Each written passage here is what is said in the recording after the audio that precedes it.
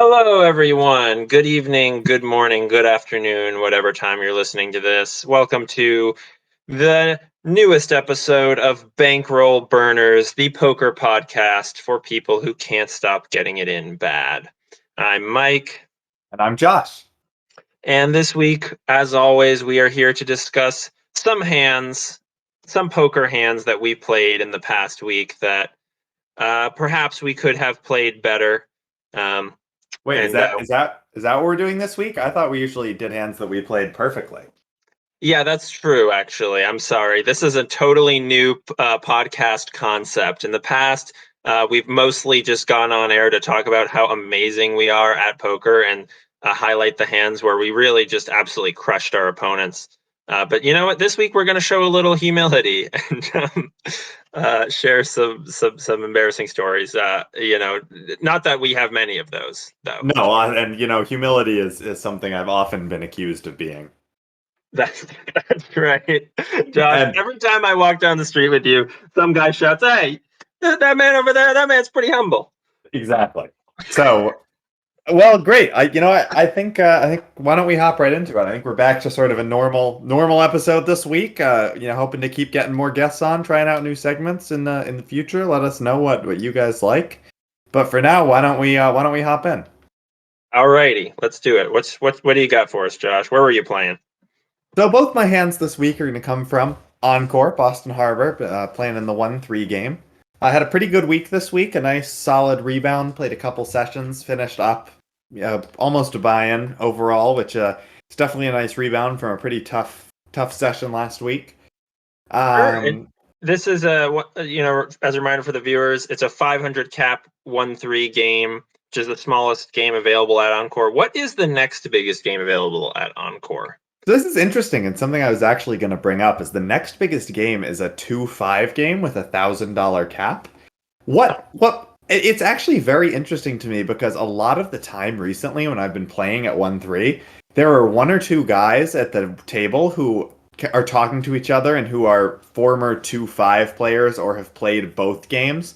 And they kind of say like 1-3 is just better. There's more action, more money's moving around. Just because like 2-5 you kind of get into the land of having a lot of pros and regs at every table versus 1-3 being the smallest, but still like obviously quite a big game. I mean the buy-in for 1-3, as we've said, is like the same size as the buy-in for your 2-5 game in Jacksonville. Totally. Yeah, and I think that's interesting too. It's funny. Like Jacksonville, I think is notorious for having among the worst poker players this nation has to offer, and I that's what I've heard from outside sources. I mean, I'm here, so that's adding to that mythos, I suppose. But Well, you that decides it. It definitely is true. that's right, exactly. Jacksonville, I'm here, so it's got the worst. No, but. It definitely, there are some interesting poker plays that go on here in Jacksonville, I will say. I mean, the 2-5 game here, I've, just recently started playing it, and I played it twice now, and both times I played, there was one person at the table who I could tell clearly was a student of the game.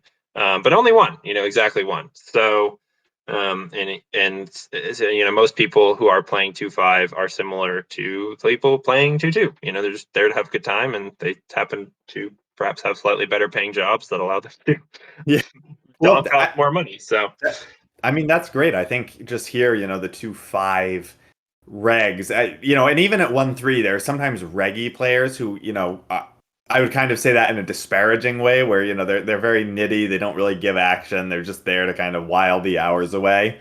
Not really the kind of player you're looking for at the table, but there are also a ton of fun recreational players. There's regs that do give action and are they're there every day and they're regs, but they're not kind of that kind of reg slash pro. And it just seems, I mean, there is a lot of money flying around that 1-3 game. I mean, people are regularly up there with $2,000 or $3,000 stacks. So wow. the game plays like very large, and I totally believe that if the 2-5 game has a lot more of those nitty regs, that there definitely could be more money flying around per hand on the 1-3 tables. Sure. No, totally makes sense. So, okay. So what's your hand? What's going on? What's the effective stack? So I am in the straddle for this hand, and the effective stack is 500, so just about starting stack. It's 165-ish big blinds, but not in this hand, as I am in the straddle, as I am wont to do. I really have kind of gone over to the dark side of straddling most of the time because either kind of everyone's straddling and you don't want to be the nit out, or nobody's straddling and you really want to kind of pump up the action a little bit and encourage it in others. That's exactly right. In the same boat. I'm pretty much always putting on that straddle whenever possible. So that's great. Yeah. So in this hand, the hijack is going to raise it up to 15. It's quite a small raise, but sometimes people don't always adapt their raise sizes properly to the straddle being out. Yeah, that's actually a really good point because I've seen that too, where like people will do that. They'll raise a normal open size over straddle. Do you interpret that as weakness? I don't think I really do. A lot of players, and this player in particular, had been opening a fair amount, and he'd pretty much just been opening to 15 kind of blindly, so I don't even know if he knew there was a straddle on. Mm-hmm. Okay, fair enough. But it does depend. If it's a thinking player or someone who is varying their raise sizes, definitely could be seen as a sign of weakness. Sure. Okay, fair enough. Yeah. All right. So hijack opens to 15. Does it fold And back it's to going to you? fold all the way around to me in the straddle, shockingly. Strange. Okay. And I look down at King of Hearts, Jack of Clubs. And I know in the past, we've talked a lot about kind of wanting to 3-bet this hand a lot, especially sort of, in kind of a middle position. In this particular case, I think I decide to just call just because, I'm actually like just closing the action and, getting good odds because I'm in the straddle and he put in a pretty small open. So I decide to just call. Yeah, I think that's very appropriate. I mean, we've talked in the past about like a polarized 3-betting range where you're really only raising your premium hands and then some bluffs, some like high equity bluffs, like, ace 5 suited. And where you're closing the action, so that would be the big blind normally, or if you're playing 3 blinds, then straddle, where you're closing the action, you are highly incentivized to use a polarized 3-betting strategy because you get such good prices to call. And you're going to be calling with a lot of weaker hands than you normally would call with. And therefore, you need to balance that by calling with a lot of stronger hands that you might otherwise 3-bet with from other positions. So I think it's totally reasonable to call here. I think 3-betting with King Jack off here is probably a bit spewy. I hate King Jack off. I'm happy to fold it even a lot of times. Obviously not from straddle, but in a lot of situations it can be folded pre-flop. So yeah, no issues here. Absolutely. I know what you mean. And in the small blind, for example, I probably should be folding it. I might call it anyway because that's the kind of spewy I am. But anyway, that's not what happens. I make the call and we go to an interesting flop, I would say. It comes out 5 of diamonds, 4 of clubs, 3 of hearts. So we got 5. Wow. Okay. Right. Yeah, 5, 4, 3 rainbow. Now, what do you think about this flop? Do you think there's any merit to donking on this flop, doing a little bit of leading on a kind of such a connected board, or how do you sort of treat this? You check calling, check folding, leading. What do you think? Yeah, I mean, so you don't even have a backdoor. I mean, this board shouldn't really hit him, quote unquote. It should, like, it's better for your range. I mean, he will almost never have a nut type hand here. He will almost never show up here with ace deuce or 6-7, something like that. You will almost never have a straight. Of course, there's no flush possible out there. So you have, and you can have those hands. You probably have. I mean, you might have literally all 16 combos of ace deuce. Whether that is advisable is another question. But he made it so small of your straddle. You probably are supposed to have 16 combos of ace deuce, so you can certainly have the nuts. And you definitely have 6-7 suited. You might have some 6-7 off. So you definitely can have all the nuts here. He probably has a range advantage on you though, where he's going to have more strong hands here than you will, because you're also going to whiff this board a lot, and he could have aces, kings, queens, etc., hands you can't. So that's I guess where my head goes at first. But in terms of what are you actually going to do? I mean, your specific holding is so terrible on this board. I might just check fold, to be honest with you. I mean, just considering how bad, like you have nothing. You've got 2 overs, which you might not even. If you make a pair, you might not even be good here. Yeah, totally fair. And that's basically the conclusion that I come to as well. But you know what? I'm happy to sort of check fold here. But what actually happens is I check and he checks it back. So now I'm kind of feeling like, I'm starting to formulate some devious plans. It feels like his range, is relatively capped. I mean, he can obviously have overpairs, and maybe, sometimes you can check overpairs here, but this doesn't really seem like the type of player who's going to be doing a whole lot of checking with overpairs. Right. I mean, if this was a guy who was really savvy, he's not capping his range. But yes, most correct, players absolutely. here, most players here at this point, as played, will not have any overpairs at all. Not even like nines. So. Well, it's funny that you say that. I really hope he doesn't have nines because the turn rolls off the 9 of diamonds. Okay. Puts a backdoor flush out there, notably. It puts yep, exactly. It puts. And you do not have a diamond, correct? I do not have a diamond. That's correct. Okay. All right. So 5 of diamonds, 4 of clubs, 3 of spades, 9 of diamonds. Yep, and the pot's right around 35 between the raise and call preflop and the blinds. I think that this is a great time to start putting some money in. I think that I might get called on the turn by a number of hands. Like I might even get called by an ace high, like with a gutter, and some overcards, given that the flop went check check. But I think I just want to. I basically decide I want to make a big bet here. I want to start kind of putting pressure on those kinds of hands. When I don't really think that he's going to have a particularly strong hand here.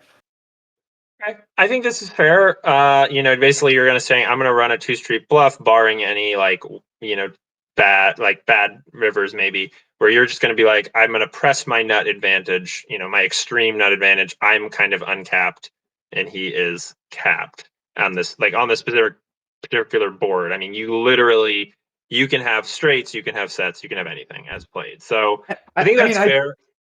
Oh, go ahead, sir. Yeah, well, I was just going to say, I do think he can have, pocket pairs, 5s, 4s, 3s. He might actually, I don't know, he might be more likely to check those back on the flop. I mean, I know you sort of mentioned, when you're playing aggressively and then you check, often raises alarm bells in other players' heads. So there's kind of that to consider. I think that's fair, but I also think you have way more nut hands here than he does.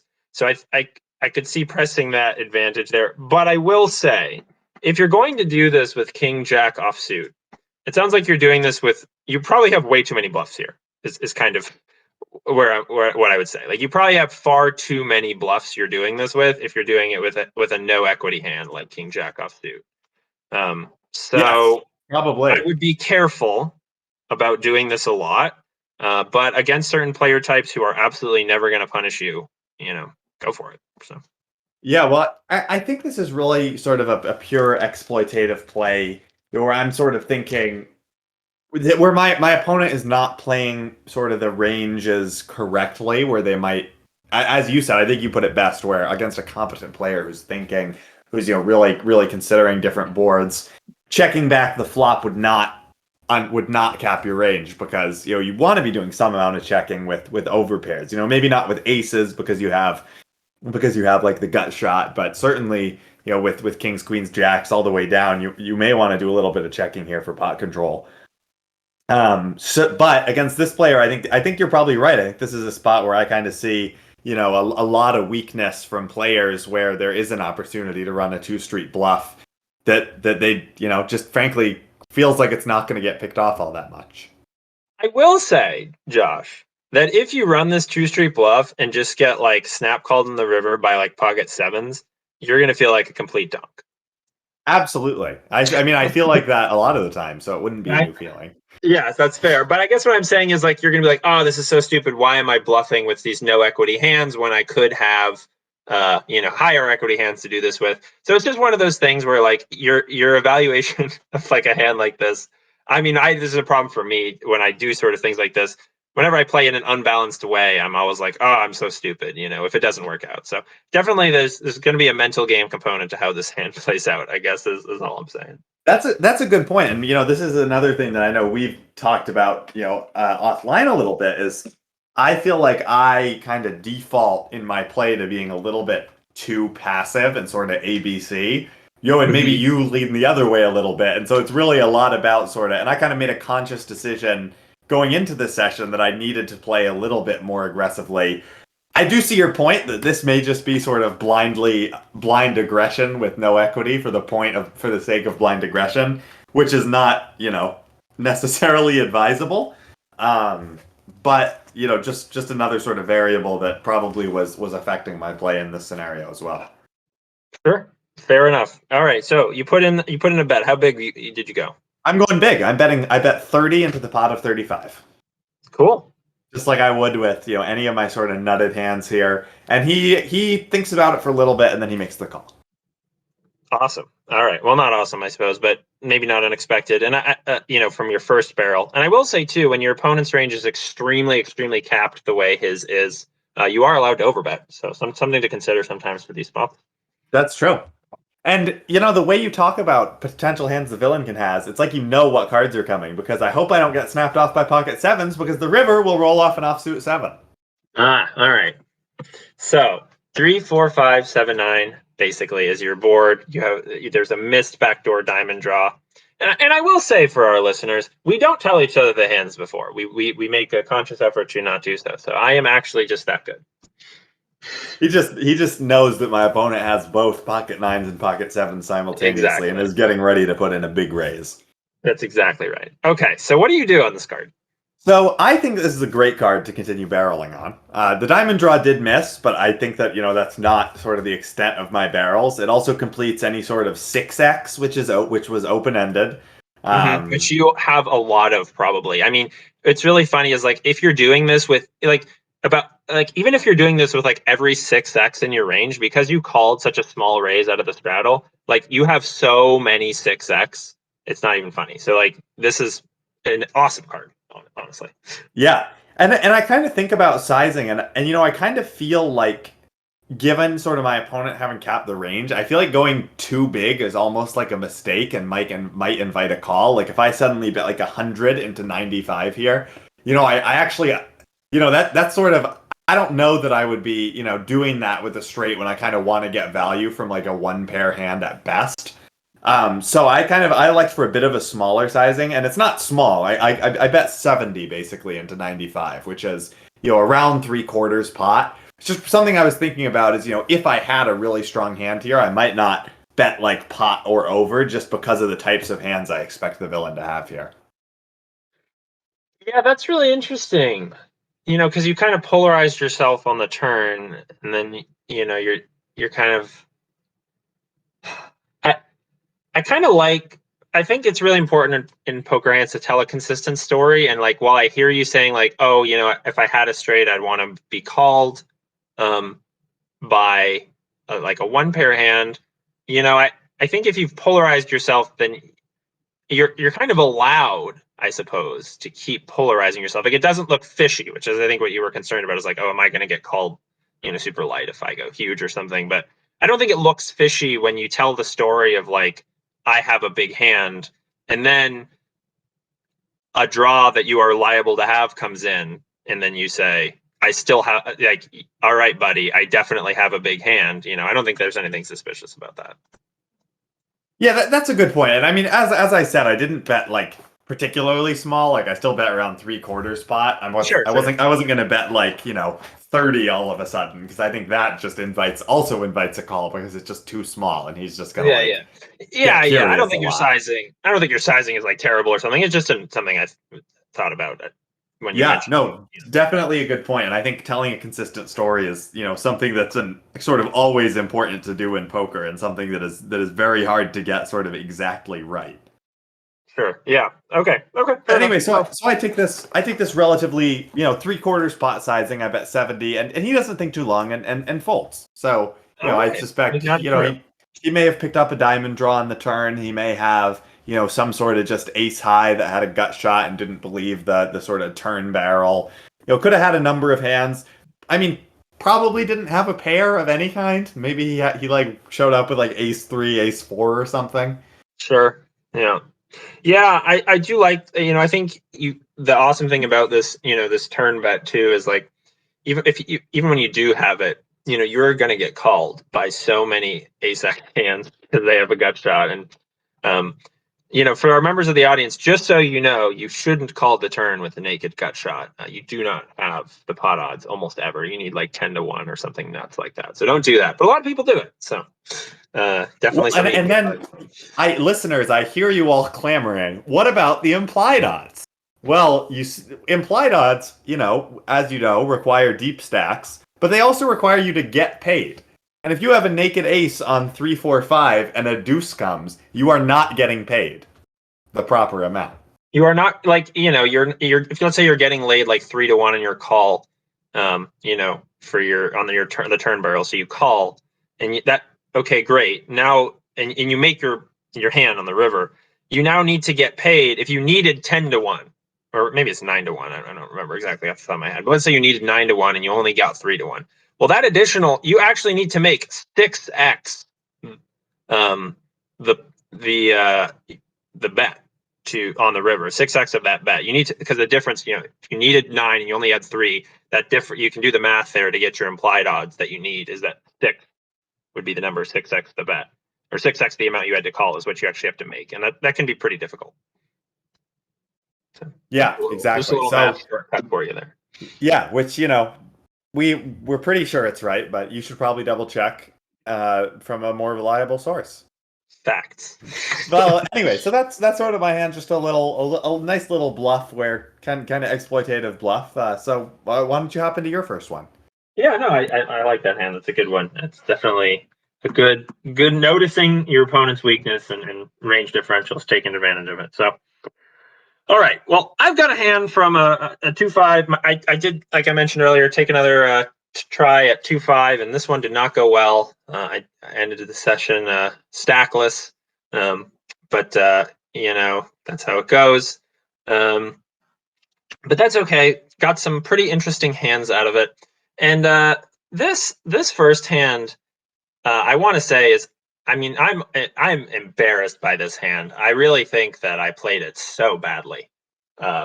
So Sounds like a perfect hand for the podcast. Exactly. I'm very excited to hear what you have to say about me in this hand, Josh. So, all right. So we're playing 2-5, and the straddle was on pretty much every hand, which was great. We were doing bomb pots every dealer's change. It was a very actiony table, lots of fun. So it was 2-5-10,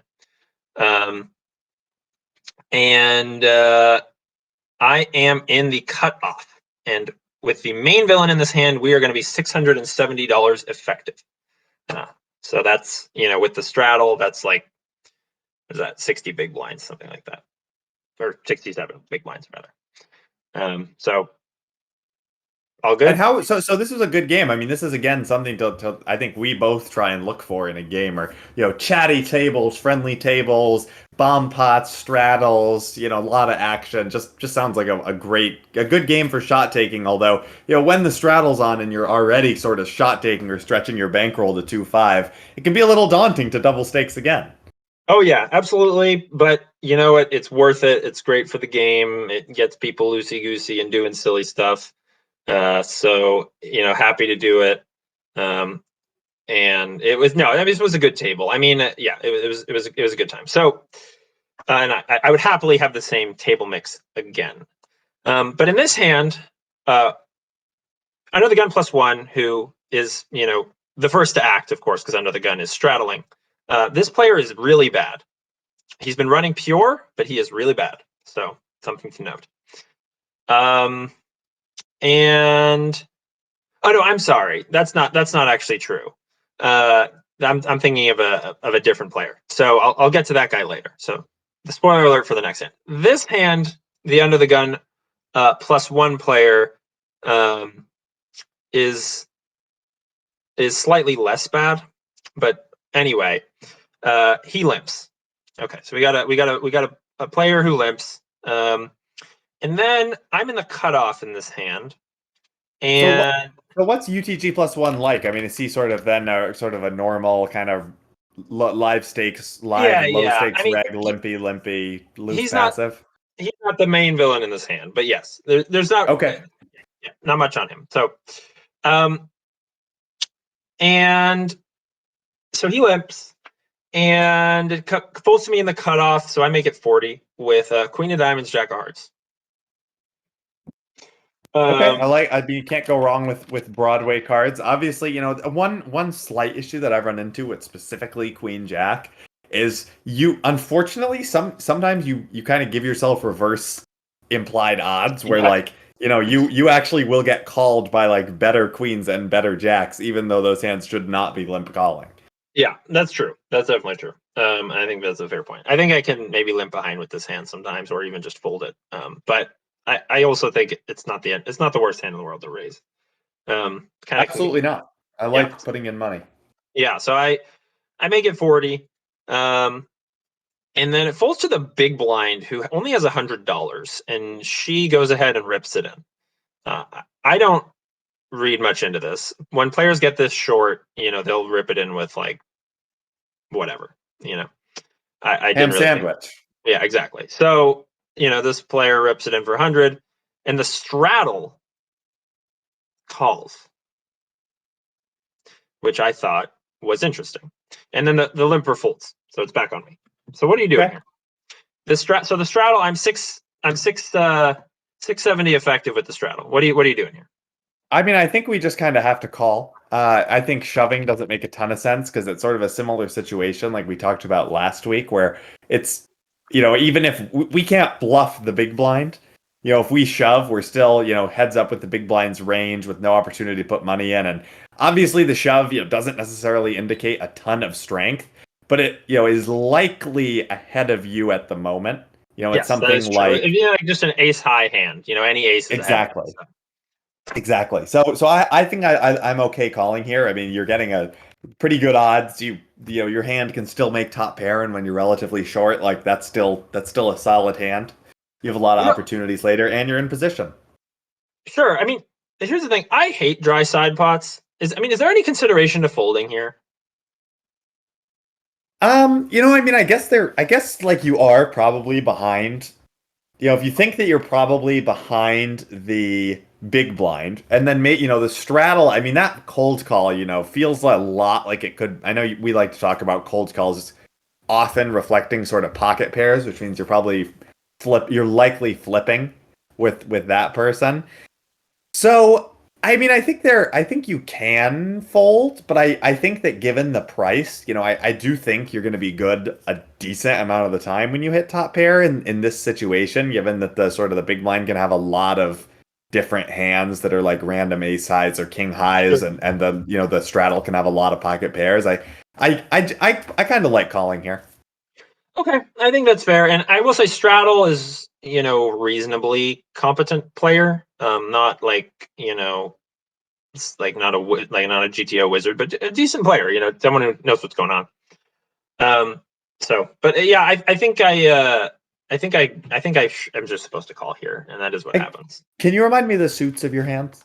Yes, I have Queen of Diamonds, Jack of Hearts. Perfect. So the flop is Queen of Spades, 10 of Spades, 6 of Hearts. What do we think? There's a spade flush draw. We do not have a spade, so we don't have a backdoor. We pretty much flopped top pair. We have a backdoor straight draw, but it's a backdoor one-liner. Mm-hmm. So I mean, I think this is at first glance pretty good for us. I agree. I think this is looking good. Obviously, the straddler could have like made a set or some two pair here, but I think we're in pretty good shape. Yeah, I don't think the straddler is likely to have tens. I mean, maybe. I feel like tens might get like rejammed. Yep, that's fair. I think so. It's possible. I think sixes is absolutely possible. I also think that a king queen, ace queen, maybe. I mean, God, ace queen would shock me, I guess. But king queen maybe also is possible. King queen suited that they decided to flat with.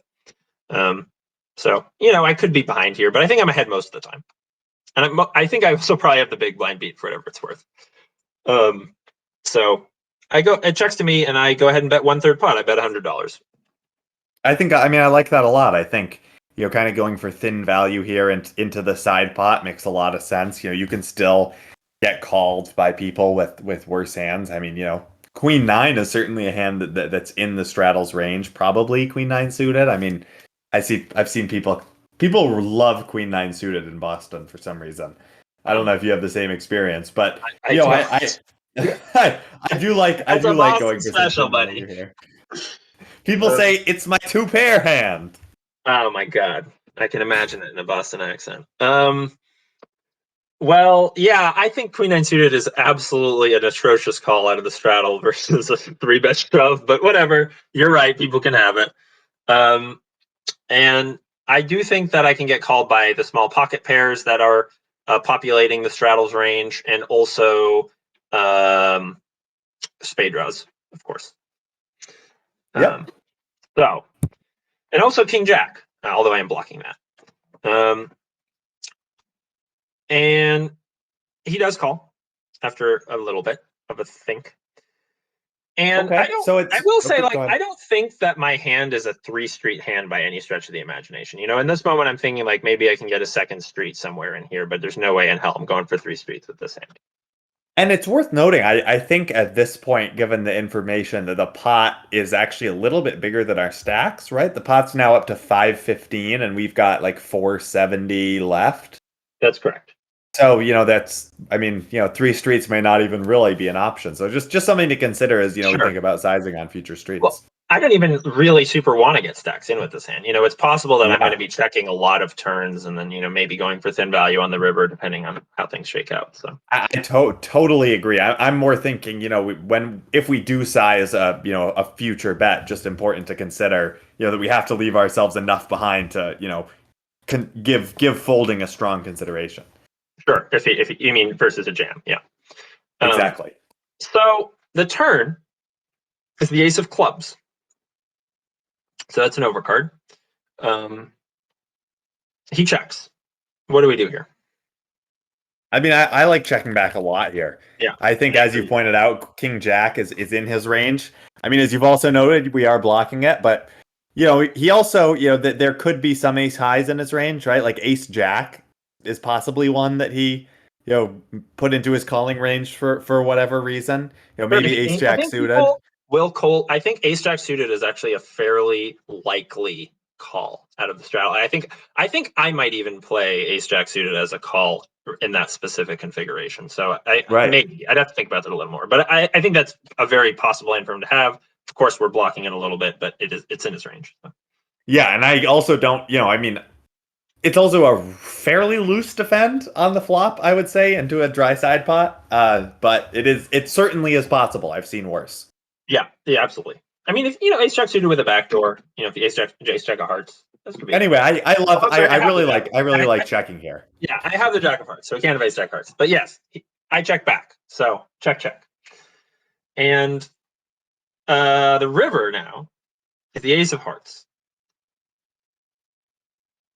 Okay. So, the board is now Queen of Spades, Ten of Spades, Six of Hearts, Ace of Clubs, Ace of Hearts. So this is a spot, I mean, where we could get some dicey thin value if he checks. I actually don't even think it's that dicey. Yeah, I think we can bet. I agree. Yep. That's not what happens though. Okay. The straddle jams for 470. Wow. Yep. And this is still, so the side pot is still smaller than the main pot. Correct. The side pot is 200. The main pot is 300, and the straddle is jamming for 470. So this is interesting because this is a really interesting river just because, there's obviously fewer aces he can have, and we don't have a good sense. We didn't get to bet the turn and, kind of evaluate river based on, his action on the turn. So this is a pretty tough spot. I mean, King Jack gets there, but we don't have a spade, and the spade draw is like the big one that missed. Yeah. But the dynamics of having the side pot, kind of make it less attractive for the straddle to be jamming with some sort of misdraw. Right. That's right. I mean, the thing is that let's say he has missed spades, which I think is possible. I mean, he could certainly have missed spades, but so he's going to jam. He's going to win the side if I fold, right? And then he's going to lose the main, presumably, because there's no. I mean, the only spade hands here that aren't paired up. I mean, there's like Jack 9 of spades, which is an open-ended straight draw and a flush draw on the flop. There's maybe 8-9 of spades, which is a gutter on the flop and a flush draw. And it's worth noting that I If he's think even defending that, I mean, I think a lot of those combo draws are getting raised on the flop. I right? mean, I think people kind of, that's like a slam dunk raising hand, even for sort of relatively passive live low stakes regs. Yeah. It's like, Which this straight guy draw is not, plus by flush the way. draw. Like I said, this Okay, guy knows yeah, what's up. So that's fair. Good to note. But that's just sort of another thought there is, there are it's certainly, those and I mean, I think people who know what they're doing and are putting more bluffs in their range are certainly going to be raising those sort of combo draws. yeah, that's right. That's what I guess what I'm saying. So like, Yeah. there aren't that many missed spade draws in his range, if any, that aren't paired up. I mean, he can't even have like a like a 10 of spades that he decided to turn into a bluff because that, of course, the 10 of spades is out there. Is there like a 6x of spades? Like, is he calling 6-7 of spades from the straddle there to that shove, and then man, that's loose. I mean, um, Yeah, and with so it being the ace of hearts also, I know like as we were talking about sort of combos of things like ace jack suited, this doesn't cut down, like it doesn't reduce it to just one combo of ace jack suited because it's the ace of hearts and we have the jack of hearts. well, there is We did currently only one possible combo. Oh no, I'm sorry. You're right. You're correct. I'm sorry. There's ace jack of diamonds, and then ace jack of spades, of course, is possible as well. But that exactly. So he shouldn't just really have ace jack of spades. I can't. If he's raising all those other hands, he's got to be raising that on the flop as well. Yep, that's actually a good point as well. Yep. That's completely fair. Yeah, so I think ace jack of diamonds is legitimate. But yeah, it's weird. It's weird, but the dynamics of the side pot make, like, I thought about this hand a lot, and I was like, I should have just folded because, like, who is he really doing that? I mean, I think you'd have to be a fairly sophisticated player to decide, like, I'm going to lose the main, but my opponent's range is really capped, which my range was really capped, to be fair. I think is fair to say that I have a very capped range once I check the turn. Um, and for him to be like, this player is super capped, I'm going to take down the side and lose the main with my busted draw. I mean, I just don't know how many players are really doing that, Yeah, and I see your point. I mean, I think it kind of takes that sort of savvy player also to think, as you said, it's like, well, I'm going to lose the main either way. And I think this guy's going to think I'm really strong if I jam because of the side pot dynamic. So I may as well just win this $200. Right. So, yeah. Yeah, I don't know. I mean, I think this is really, honestly, a kind of a trivial fold, to be honest with you, but that isn't what happened. I called. Okay, I agree. I think I'd probably be folding in this spot a lot just because, as we've said, there aren't that many missed spade draws that warrant like combo draws. Right. No, I think I really screwed the pooch by calling here. But I was surprised by what Villain had. Villain has King of Hearts, Ace of Spades. Wow, we got Ace King. Yep. So, wow. I mean, you may want to reconsider Villain's categorization. I mean, that's really interesting that he's not, re-raising before the flop. I know. Honestly, the entire hand, I did not consider for a second that he may have Ace King. I really didn't. So I was pretty shocked by that. It's quite interesting that you kind of say that. I mean, I feel like this happens a good amount at low stakes where you kind of give someone a lot of credit because of some of the plays they're making. And then at one point you just see a showdown and you're like, wow, like that is not right. Yeah. You know what I mean? I will give this player, I've seen this player make some good moves. Like, I'm not going to write him off because of one weirdly played hand, but I do think this guy is fairly solid. But no, I do agree that I think calling with Ace King there pre-flop is pretty questionable. Obviously worked out for Villain because I'm a donk and I pressed the call button. But yeah, so that's my hand.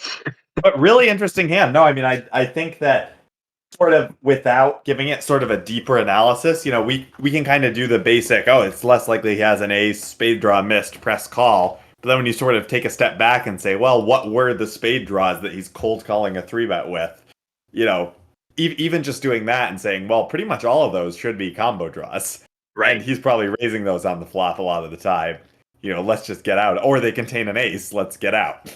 Right, exactly. So yeah, right. I mean, he can have like a weird like wheel ace here even, but I'm obviously crushed by that. So yeah, exactly. So I think that's a good point. Really interesting I think, I could have gotten on board with a call at the beginning of this river, and now I'm totally on board with a fold here. Yeah, and I wish I was too. I'd be $470 less poor. All right. So, let's move along here. Yikes. Okay, yeah, absolutely. So, here's another hand, and this is one where I really faced there's a really interesting spot in it that I had no idea what to do, so I'm excited to get to that. This is the same 1-3 game, and in fact, the same table from the previous hand. This is from a session I played earlier this week.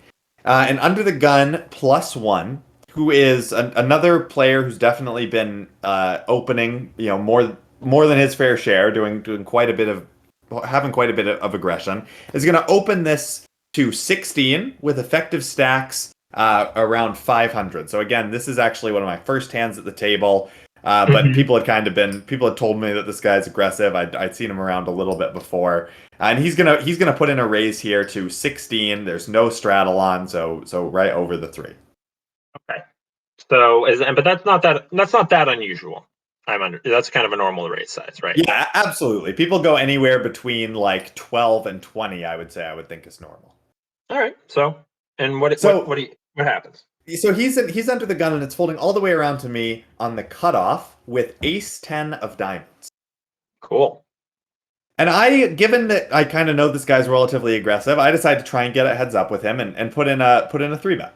Absolutely. I think calling here versus an early position raise with ace-10 is very bad because you are going to be dominated so often.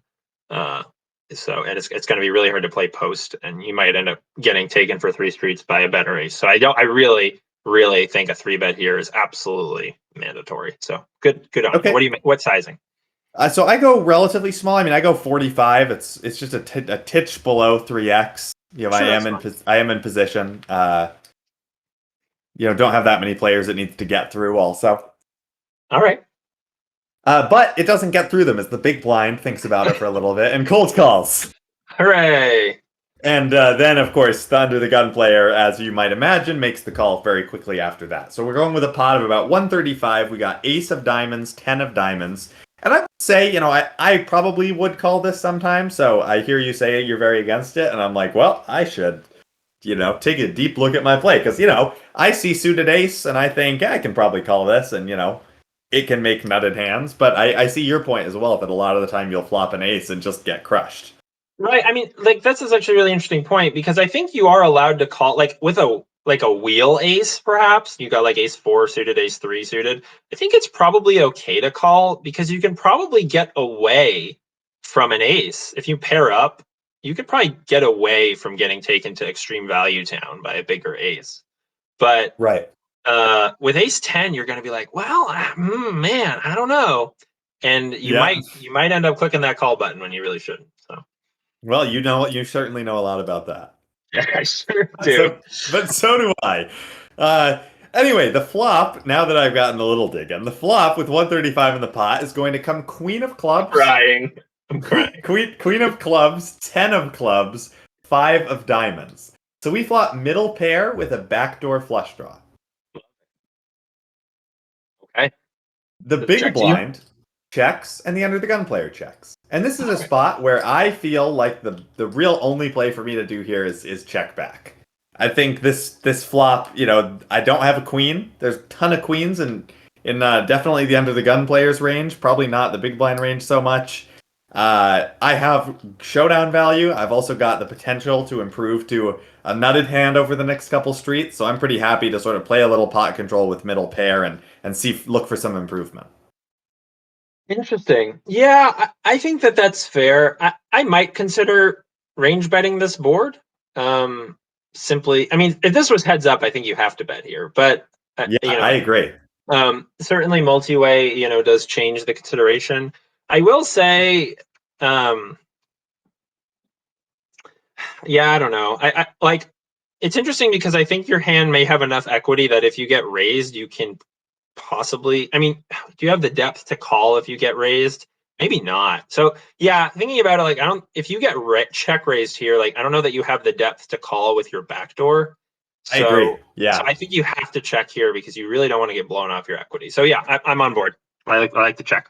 Yeah, if I bet and get raised and I call, then the SPR would definitely be below one. My stack would be quite small. And then, if a diamond rolled off the turn, I basically have to call a jam, Right.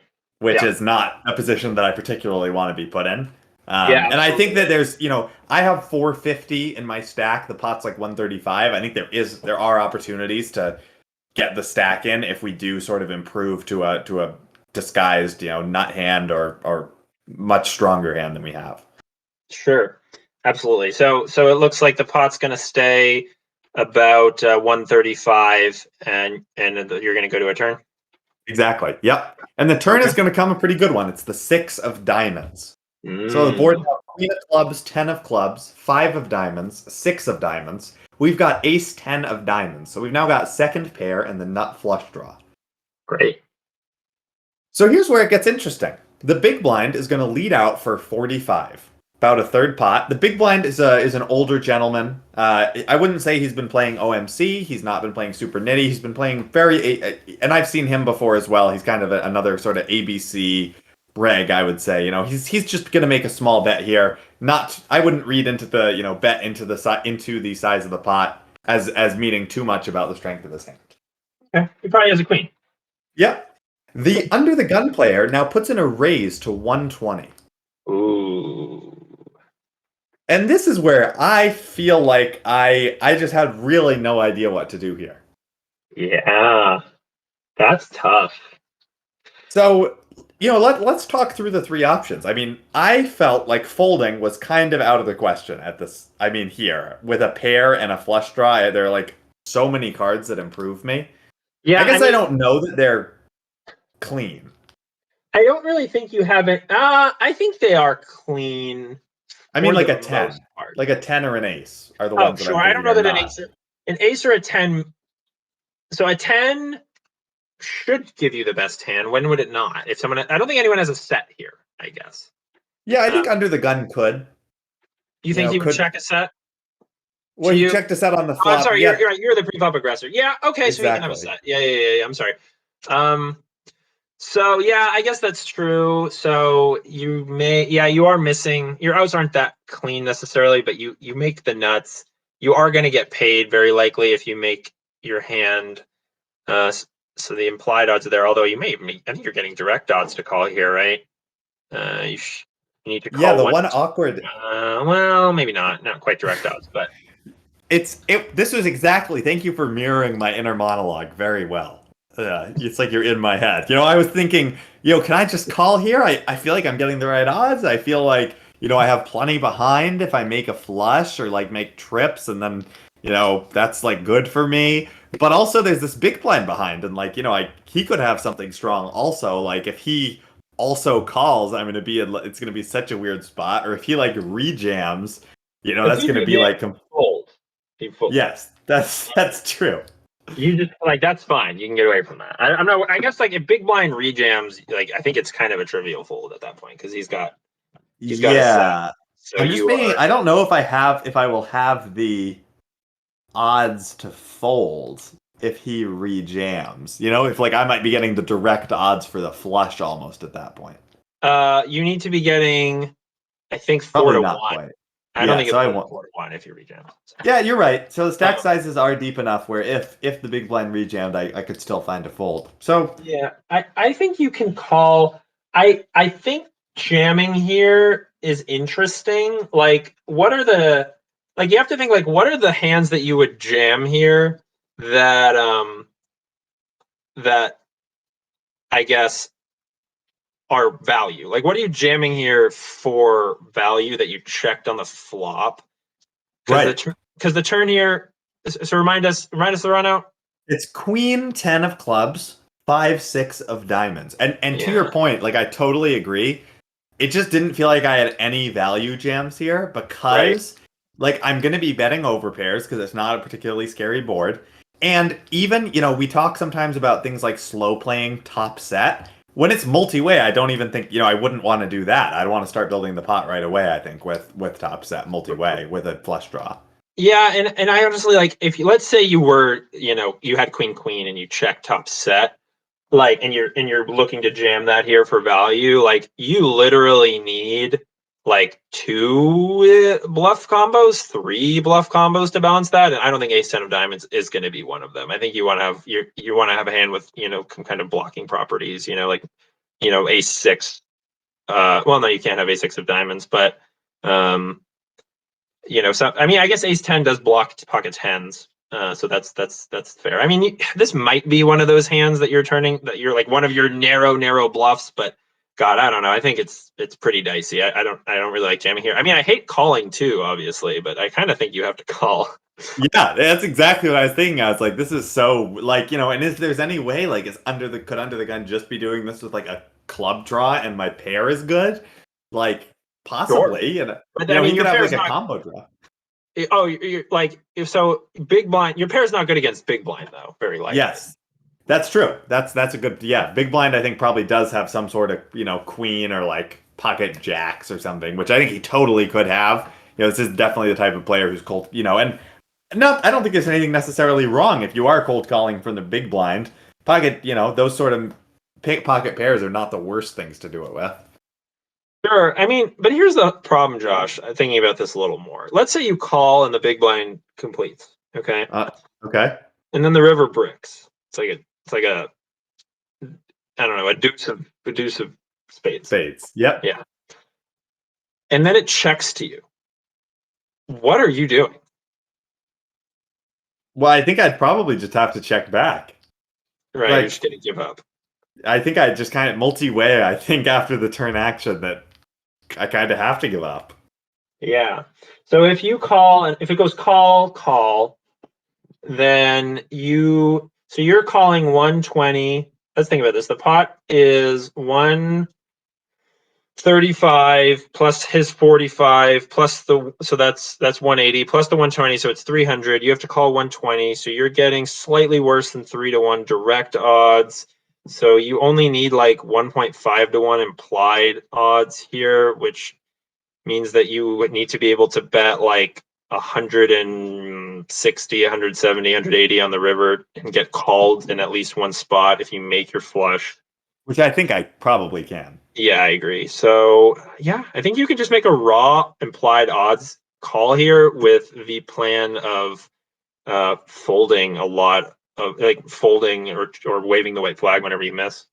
Yeah, and that's what I basically decide is I have to just call here. Like I don't really like it because like it's such a weird spot, but I am like still in position. Like I can check back rivers where I miss and like the under the gun player gives up. So I do call and the big blind actually folds. Oh wow. Okay. So, well, that's kind of like that's good, I think. Yeah, I mean I agree. That's And so we're going heads up now. The pot is about 420. I've got 335 behind. The river does come off a total brick. It's the 6 of hearts, so it pairs the board. Both flush draws miss, so we got queen 10, 5, 6, 6. Interesting. Okay, and what does villain do? He jams pretty quickly. And now I'm put into another, pretty tough spot, not blocking clubs, but I basically am very heavily leaning towards fold from the get-go. Really? I really want to call here. Because first of all, he can't have pockets. I mean, he shouldn't have pocket sixes. We're blocking pocket tens. So what is he raising for value on the turn that's made? We're blocking queen 10. I mean, he shouldn't have queen. I guess he can have queen sometimes, but man, that's a narrow range. What? His value? I don't think he has much value here. Especially you said he's an aggressive player. I want to call. Interesting. Yeah. See that's interesting because I, was sort of thinking wow, it's, I am the other issue is I am blocking also any sort of missed diamonds. Which is also something, when he raises turn is definitely something else he's representing. But you can also have clubs, right? Which are, He could also have clubs, and I'm really not sure what sort of club draws he might have. Being somewhat aggressive, I think he could also have something 6x of clubs. I think is another sort of value hand at this point. If he's got maybe, I mean, Sure. ace six of clubs, he shouldn't really be calling, but like after the big blind calls with a suited ace, I could Oh definitely see yeah, it happening. he could have Seven, ace. Yeah. Yep. seven, six of clubs, possibly. I mean, even like 6-5 of clubs. He was But under the gun, but he has been like, as I said, he has been opening quite. He is somewhat aggressive. yeah, but I mean, again, you're naming just like a few combos. Like think about like let's say he has pocket queens here. If he has let's say he has three pockets of. I mean, I feel like if he's aggressive, he's four betting pocket queens after the big blind cold calls. But let's give him some pocket queens. A couple combos of that, and then you've named a few spade. Club plus pair, club plus six type draws. That's like maybe hands. There's maybe three of those, so it's like five combos, five or six combos. And then, of course, there's Queen 10 suited, which he has. Just two. What was the Just queen? two. What was the suit of the queen? The queen 10 are both clubs, and then I've got Right. the 10 of diamonds. Right. So there's two combos. So, that's seven value combos there. If he's even jamming Queen 10 on the river, which he might not. Yeah, I mean, it could certainly look like I have an overpair, and queen 10 is like Is that not ahead of counterfeit? overpairs. Yeah. Yeah. So, man. And then and thinking about like the bluffs he has, like so many, like ace king of clubs, ace jack of clubs, straight draws on the turn, like jack. He probably shouldn't have jack nine if he's very aggressive, but every combo of king jack. Um, man, I really want to call. I think he's over. I think this is a very over bluff spot by aggressive players. Interesting. Yeah. Well, I don't come to that conclusion, and I certainly may be wrong. And I was kind of thinking, his line on the turn is just is very strong. Raising multi-way, after sort of a lead it is a strong line with sort of, and I guess my range is somewhat capped there. Mm-hmm. So, this is really this episode is really a lesson on capped ranges. Sure. Yeah. It's like every hand so far we've said someone's range is capped. So it's pretty interesting. And I also just felt like I was also thinking like I was thinking that I have a lot of better hands to call with. And I guess I'm not sure if that's the case, honestly. Now that we've kind of talked through the flop and the turn, that after checking back the flop, sort of just call and then calling the turn, there aren't really a ton of hands that I'm playing that way. Yeah, I don't know, man. Especially with the blocking properties of your hand specifically, that you block the set of tens. I think that's really critical because otherwise, I think 10-10 is very much a hand he can have here. So. Yeah, well, these are all great points, and I do not make that decision, and I wind up folding. Did we ever find out what he had? No, he doesn't show. The guys on either side of me basically say, I've never seen him bluff before, nice fold. Okay. And I'm like, well, I don't know what to think. Maybe you've never seen him bluff because everyone thinks he never bluffs, and now he just bluffs all the time. Yep. So who knows? But hey, I think a very interesting hand. Very interesting hand. Yeah, the couple just weird spots there, and I think you're probably right that making a call there makes a lot of sense given that card pairs and there's not that many value combos left. But c'est la vie. Yeah, absolutely. No, I don't hate your fold, by the way. I think it's in live poker, over folding to river jams it's a good strategy. So I definitely I don't hate the fold. I'm just saying I would have got curious with blocking the tens. Yep, fair enough. Well, let's keep things moving, and would love to hear your last hand. Yeah, let's tie it off here. All right, so this is the hand where under the gun +1 is a complete donk. And he is the main villain in this hand. So we are 1,000 effective. So and are we straddling again? Oh yes, this is 2-5-10. So under the gun +1 is going to be first to act. So we are 100 big blinds effective, or with the straddle, of course. And so 2-5-10, under the gun +1 limps. Now he's really bad. He's mostly been betting when he has it today. I've played with him before and seen him bet when he doesn't have it. I think today he's just been running pure. So it's hard to know, but yeah, this dude had a very, very large stack in front of him at one point, but did not leave with any money. So folds to me in the cutoff. I open it up to $40 with 7 of spades, 7 of hearts. the straddler calls, and +1 calls. Seems standard. Yep. I love opening pairs. You've sort of even convinced me that when you're relatively deep, opening with smaller pairs can be better than over limping, just because there are some reverse implied odds with over limping where you can kind of get set over set more often than if you're raising, and you want to build a pot for when you hit.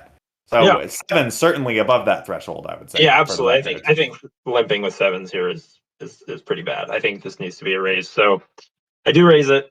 We go 3 ways.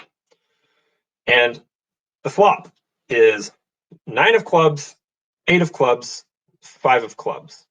I do not have a club. It checks. Wow. So we do have a gutter here. We do have a gutter. We also have a pair, and it checks to me. Are you betting this board with this hand? I don't think I am. I think there's lots of flushes, lots of one club. I mean, lots of like pair and a club hands, some 2 pairs, some sets.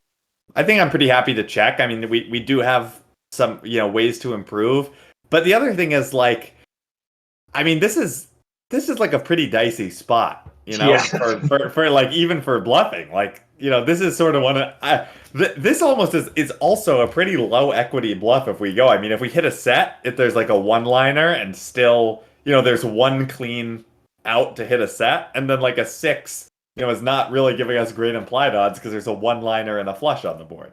Yeah. So yeah, I'm pretty happy to check and wave the white flag and see if we can realize some of our equity. Yeah, I think that's right. I mean, I think if this is heads up, perhaps I'm supposed to bet here. I think that's possible. I think my hand can call a check raise, and also a lot of times it's more of a protection bet.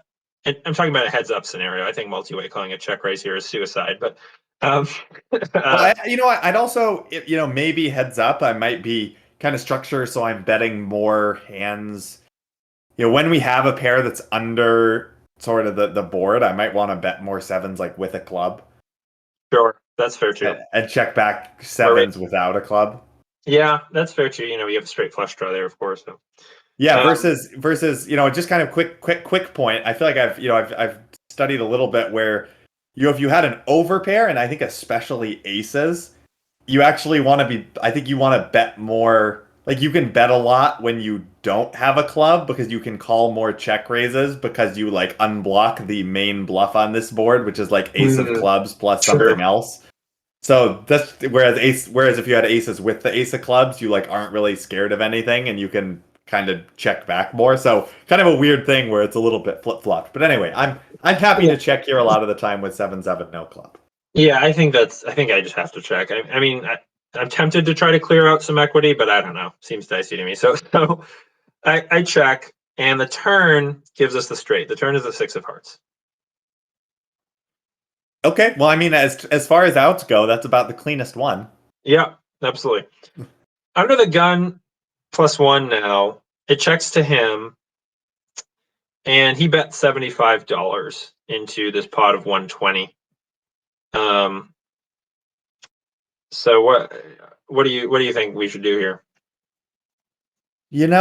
This is pretty interesting. The board is this is just such a gross board. I know.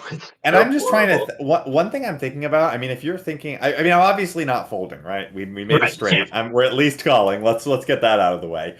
Yeah. But it's sort of another situation where I hate to use the capped rage thing again, but it's like, it's weird to raise here when we didn't on the flop. I don't agree. I don't. I think I'm checking the nut flush here sometimes. I think you should never. I think you should almost never check nut flushes in live poker. On the flop? Really? On the flop. I think that you never get credit for nut flushes on the flop. I think if there's any time to bet the nut flush, there's this weird psychology thing in live poker where I feel like people just expect you to slow play the nut flush. Interesting. I guess yeah, go ahead. I think raising the nut flush on the turn is just or betting it big on the turn as opposed to the flop is just going to get you paid a lot less than the flop. And because of that, I'm always like starting to bet on the flop. Yeah, I think multi-way, I'm much more inclined to bet on the flop too, for sure, with on that flush. I guess heads up, I feel like I might check it sometimes because I'm blocking them from having the stiff ace of the suit, which is a hand that they will give me action with. If I had a smaller flush, say, because I'm always betting a smaller flush for sure on the flop, but Yeah, the nut of flush course. specifically, I'm like, I'm kind of blocking them from having a card that is very much so going to give me action. So maybe I do want to slow play here, but I don't know.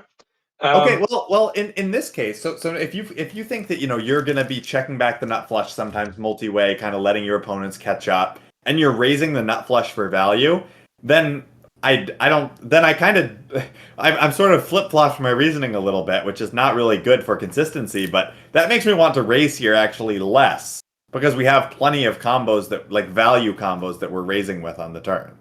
Yeah, I think we do. I think we do have some value to raise with on the turn. I mean, but I don't hate raising here either. Um, to get called by like the stiff ace of clubs. You know what I Right. mean? The stiff Yeah, ace of I clubs do. will call a raise. Yep, sure. That's fair that people hate folding the nut flush draw. Yeah. So I don't hate a raise here, and I'm part of me thinks that it's possibly correct. I mean, I don't think calling's me that bad, but I think we can raise for value here, and then obviously if we get three bet, we can lay it down easy. And we're Yeah, very well, deep, we're not yeah, very deep. We're yeah. deep enough for that. So Yeah, and the other thing is, I am always a little bit wary of like raising for value when like a decent portion of opponent ranges just have us drawing dead. yes, that's fair, but a lot of times we are gonna get to see. I mean, if they're just gonna call with like a smaller flush and then the river goes check check, like okay, that's not the end of the world. That's Uh, true. I mean, that's true. Taking the betting lead, certainly there's something to say. So I guess I could get, that makes some sense that, I could get on board with sort of a smaller raise just to sort of buy ourselves a free river. yeah, like a thin value raise. And again, like this, like I said, this player is a donk. Like he's not going to be check raising as a bluff here ever. If Right. you're not sorry, he's not going to be bet three betting here as a bluff ever. If he bet three bets me, it's a very easy lay down. But Right. um, so I'm happy to kind of I'm happy to I think put a little bit more money in this pot while I am ahead of a lot, but I don't do that. I do just call. For a lot of the Okay. reasons you stated. So in game I call. I do like a raise in hindsight. Anyway, Straddler folds, so we are heads up, Okay. and the pot is now we're 270, I believe. 270, and we've got like 80. We've got like piles behind. We've got Yeah, like yeah, yeah, 880. Yeah. yeah. The river is the five of diamonds, so pairs the bottom card, does not complete the flush, and the villain bets 165. Okay. What do you think? I think I just want to call here. I think for all the reasons that you stated, if we wanted to raise for value, I feel like it's better to do so on the turn. And I know we've talked about this on podcast and off podcast before where getting value is often easier on the flop and turn just because you can get value from so many draws. And as you said, there's like plenty of hands that the villain will have here with like the naked ace of clubs. And that those hands might still bet the river here, As a for a bluff. decent sizing as a bluff. And we can kind of just so for those reasons, I'm happy to call just because we did check back the flop. We're getting the odds aren't terrible. We've got like a pretty strong hand. We're ahead of all his bluffs. Yeah, I he could be doing this um, with like I mean he could be doing this with two pair even I think for value. Like he could be value owning himself. Yeah, and, Um, and as you've also said, if this villain's a donk and like is gonna do this sometimes when he doesn't have it and is just like decided to be donkey, then I definitely like calling.